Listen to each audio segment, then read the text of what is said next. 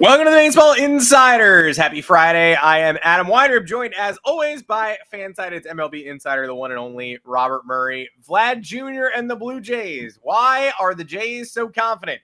Alex Verdugo finally off the board. The Reds a little bit unsettled, and something we've been hinting at seems closer to becoming a reality. Plus your questions and more. Welcome to the show. But before we get into all of that, Robert Murray, specifically, welcome to the show.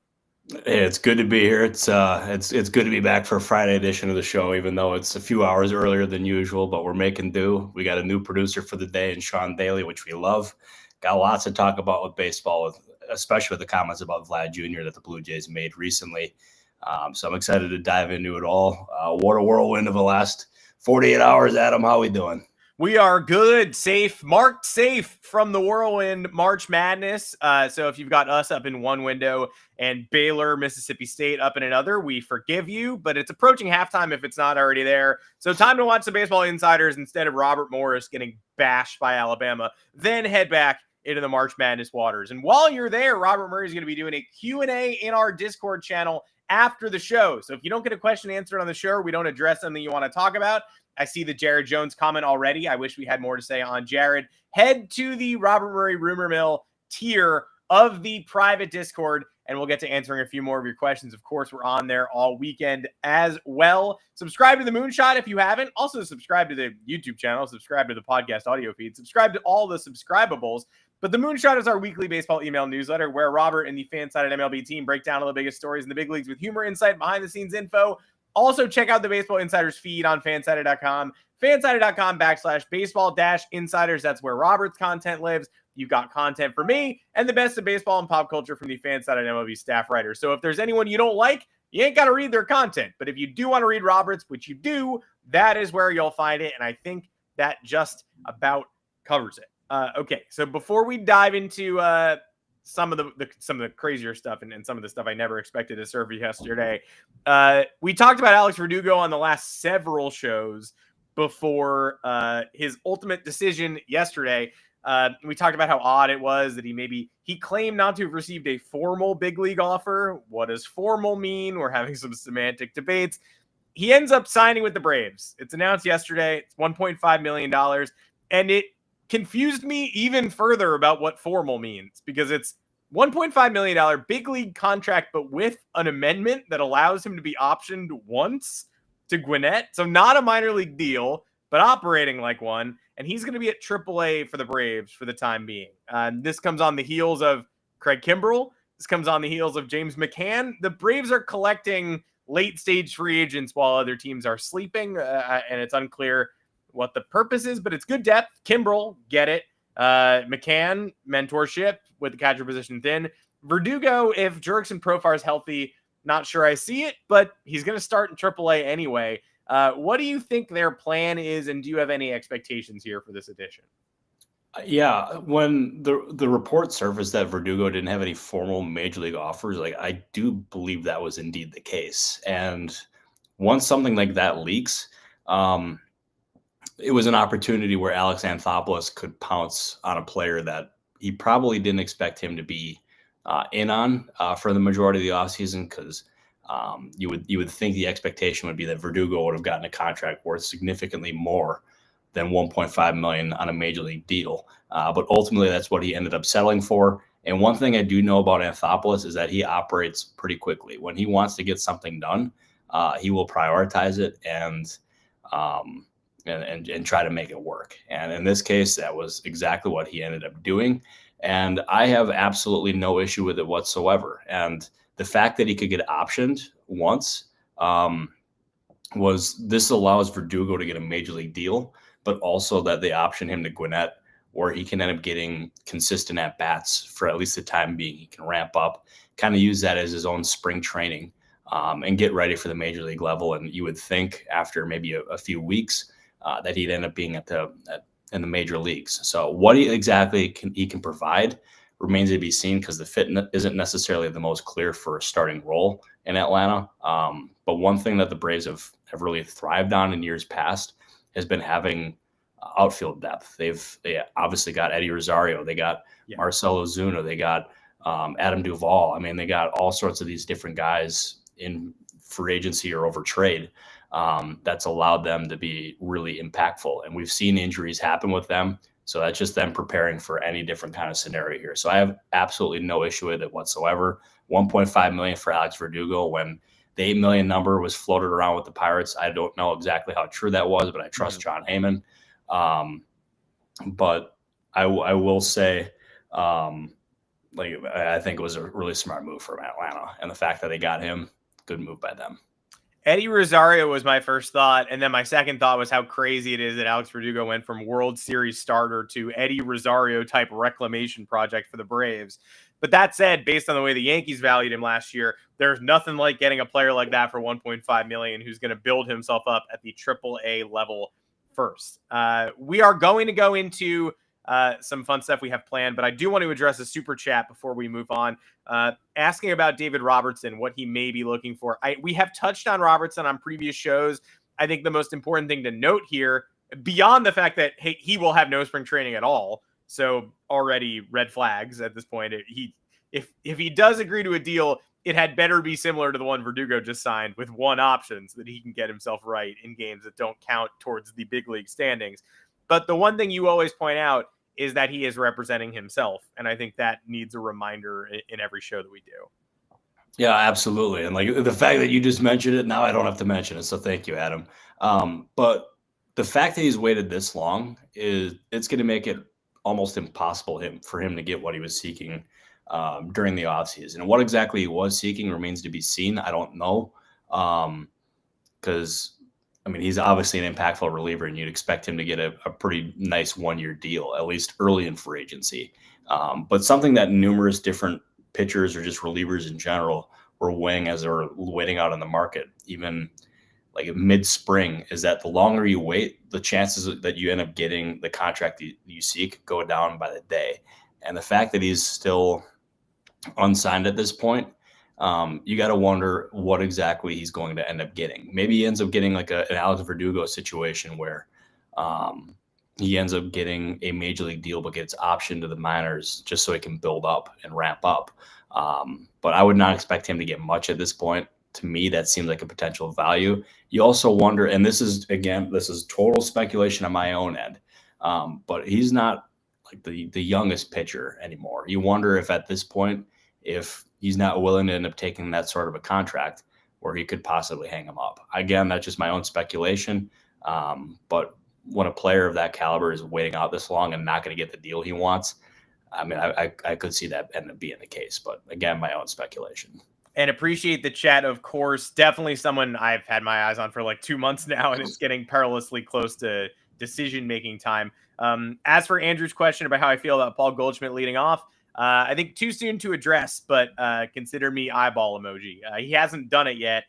He's also nursing a sore back. He's supposed to lead off tomorrow against Jesus Luzardo, a lefty. He's a high OBP guy. He has a higher OBP against lefties. I'm interested. My eyes are open, but considering it hasn't happened one time and it's March 21st, I'm going to go ahead and say still in the experimental phase. I can't say I love it or that sucks. I think it's interesting, though. I think the Yankees should be open to experimentation. And hey, maybe they'll have an availability at first base next year. Goldschmidt on a one-year deal. Maybe they'll pursue Vlad Jr., who did finally say that he would talk to all 30 teams, including the Yankees this week. Somebody finally whispered to him that that's how business works, and he had to say that out loud, and then he did. So good for him. But the Blue Jays are exceedingly confident in retaining him. Mark Shapiro going above and beyond. So, hey, if this doesn't end up coming to fruition, if they don't come to a long-term deal with Vlad Jr., then this goes in the Red Sox ownership full throttle comment hall of shame. But here's Shapiro yesterday. I think we're going to sign him. We have such a clear alignment on the desired outcome. Vlad wants to play his whole career as a Toronto Blue Jay. We want him to end his career in a Blue Jays uniform and be a true legacy player for the Toronto Blue Jays. That's a pretty good place to start. Do you share his optimism, knowing what we know about the fact that this probably has to land in the $500 million range? And is there any chance that the Jays and Vlad keep talking before the end of the season and during the season, even though we know there was a rumored ultimatum on the table to get things done before the report date? Yeah, and that contract talk date was like a legit thing because we saw both sides talk about it after the fact. But my initial reaction is I don't know why the Blue Jays would say this unless there's something that we don't know about. Yeah. And if there's nothing that we know about here, and like let's pretend like there's nothing that we know about, like in terms of, or there's nothing new that we know, Yes. or nothing new going on. Okay, Nothing I got it right there. Yeah, you got what I'm trying to say. I didn't understand it at all. No, No, man, me neither. I was trying to say it, but it was not coming out properly. I got you. But that would be just a huge slap in the face to Blue Jays fans if there's not new talks going on here, because we've seen them get played with Shohei Ohtani, those sweepstakes and all the false reports. And we've seen the optimism come up with Juan Soto and both of those pursuits, and they did not land either player. And now they have their homegrown star in Vlad Jr., who everyone in Toronto wants to keep. And just expressing this optimism when there was that deadline and that he's a year away from free agency, to me, it seems really strange. I don't know. Like, if you're Vlad Jr. and you see what exactly ended up happening here with Soto and how much he got in free agency, how much Shohei Ohtani got in free agency, why would you wait or why would you end up signing a contract now to prevent yourself from going to free agency? That to me makes zero sense whatsoever. And in the grand scheme of things too, like the Blue Jays should have been optimistic for the last couple of years that they should have been able to keep him, because they should have ended up putting pedal to the metal in order to try to keep him. They had every chance to do so. And if they ended up getting it done at that point, it would have ended up looking like a massive steal. Instead, they ended up waiting. They completely flubbed it. Now it's got to be at least $500 million, according to Vlad Jr. and present day value. They've botched the situation. And if these comments are coming without increased actions behind the scenes, then it's just the latest organizational failure by the Blue Jays. That's honestly, it's I got to call it like I see it. And I hope that's not the case, because I really like Blue Jays fans. I think we're in a point too where I've seen this circulated online a little bit the past 24 hours. I think it kind of has to be said. It's obviously organizational malpractice if he just leaves and if there's a void. That said, I think we can already, as you hinted at, label it organizational malpractice, that it has gotten to the point where the deal is probably going to be crippling. Like 500, 550, 600 million. I think if you gave me truth serum, which I hope no one ever does, I don't want to take that. But if you do give it to me and you ask me, is $550 million too much money for Vladimir Guerrero Jr., especially given that it's going to hold their payroll back? Like, they can say it's not going to, but it's going to weigh on them. Is it too much money? I would say yes. So I wonder if you're already in the spot thinking like, we're already past the point of organizational malpractice. They're going to overpay for someone they can't lose, or they're going to lose someone they can't lose. Oh, absolutely. And if I'm the Blue Jays, $500 million would be a really tough price to pay for a first baseman. But here's the thing: is he's the star that wants to be in Toronto, and the Blue Jays have found such a hard time, they've had such a hard time finding those guys that want to be in Toronto. And to me, I think that means you pony up and you go out and get him, and you make sure that he's in Toronto.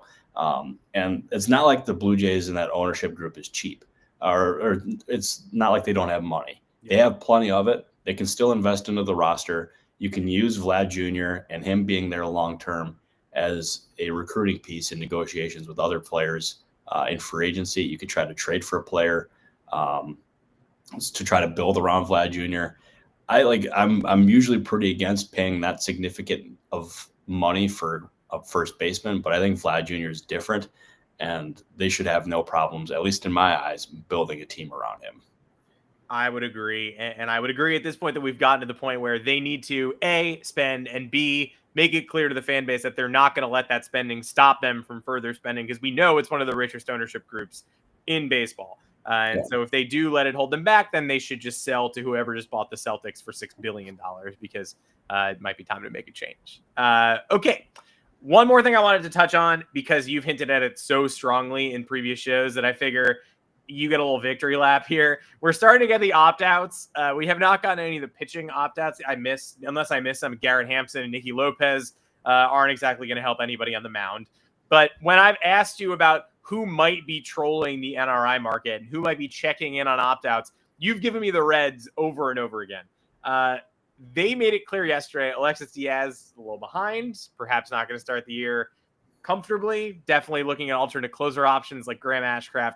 Andrew Abbott, they said, you are starting on the injured list, just like the Red Sox did to Masataka Yoshida. Sorry, don't flame me.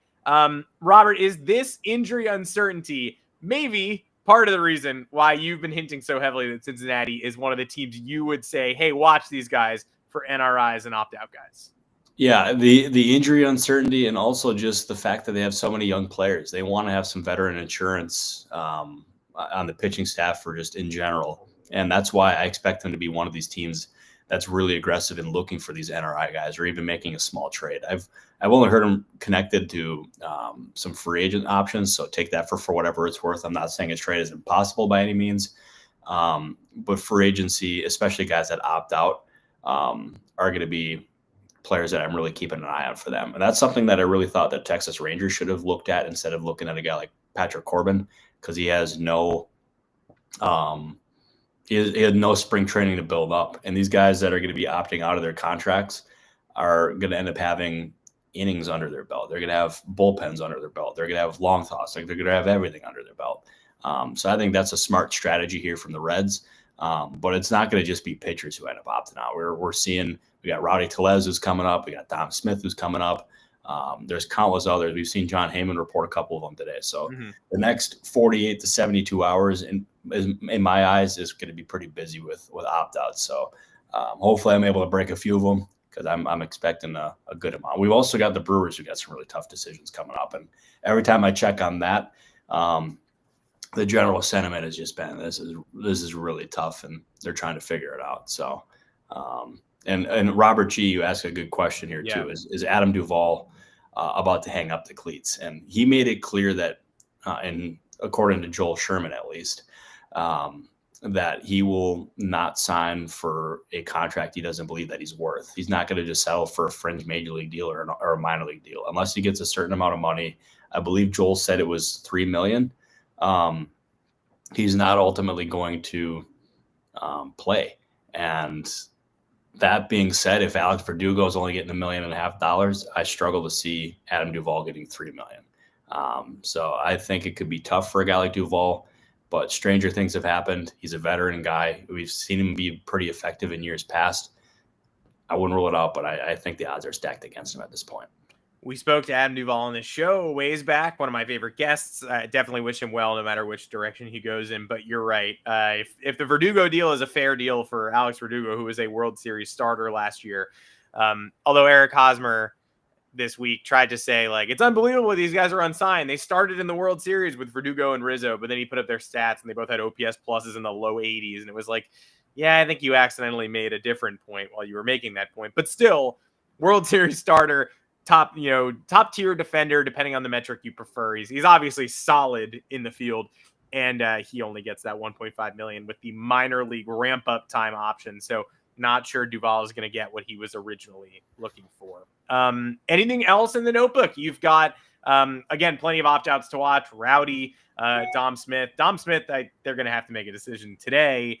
And if you gave me that same truth serum, I would be like, why am I still in this weird padded room? Where am I? What are you doing to me? But a week ago, I would have said he's going to make the team.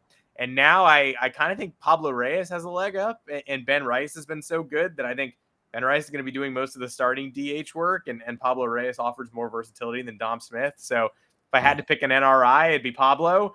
We'll see. I would actually suspect Dom might join the opt-out brigade tonight. But anything else in your notebook before we move on to the Q&A in the Discord? Yeah, I wonder, and naturally we're seeing some Padres fans, especially Drew, asking if the Padres can make some tough decisions. As I said on the last show, I wonder, and this is not reporting, but I wonder if they can end up pursuing a catcher, especially with Elias Diaz's struggles this spring. They really got some questions behind the plate. And with a guy like Yasmani Grandal, who was drafted who came up with the Padres, made his major league debut in San Diego, still on the market. I wonder if he can end up being an option there. Again, just my own 2 cents, but that's something I could see.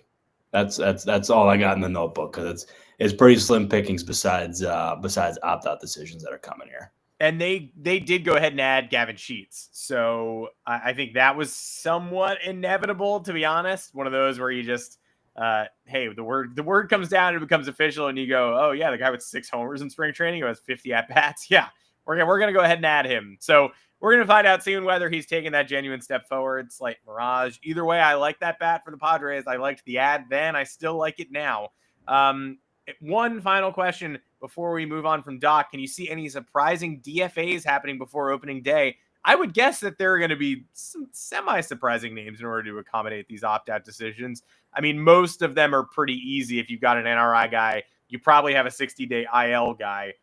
Like Garrett Cole to 60 days is going to clear up Carlos Carrasco. There are plenty of one-to-ones, but and just under the wire, we got an Eguy Rosario question, which is going to make me crash out live on the stream. But any other surprising DFA options you can think of? Honestly, I haven't thought about it that much. Maybe come back. I was going to say come back to me on the next show. But we're going to be finding those out here soon.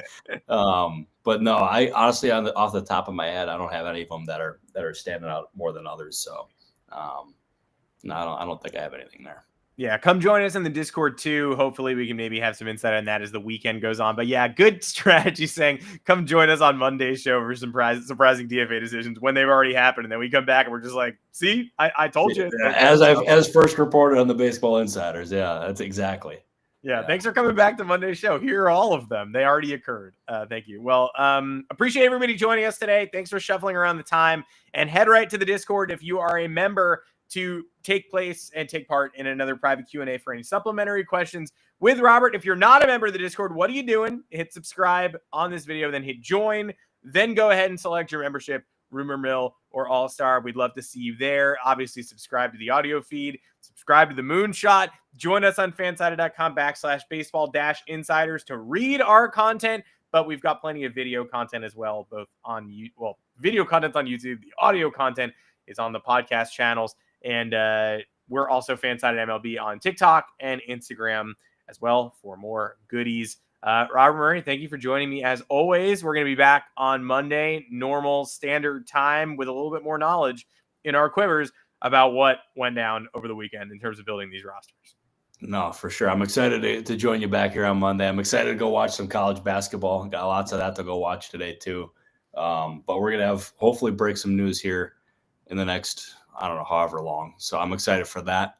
But I appreciate you, Adam. Sean Daly, our lovely producer for the day. We appreciate you. Everyone in the comments, we appreciate you. And we will see everyone back here on Monday at normal time, right? Yes, we will see everyone back here 3:30 Eastern on Monday for all of your Eguy Rosario related needs. We will be right here. Until then, take care, everybody. Thank you, everybody.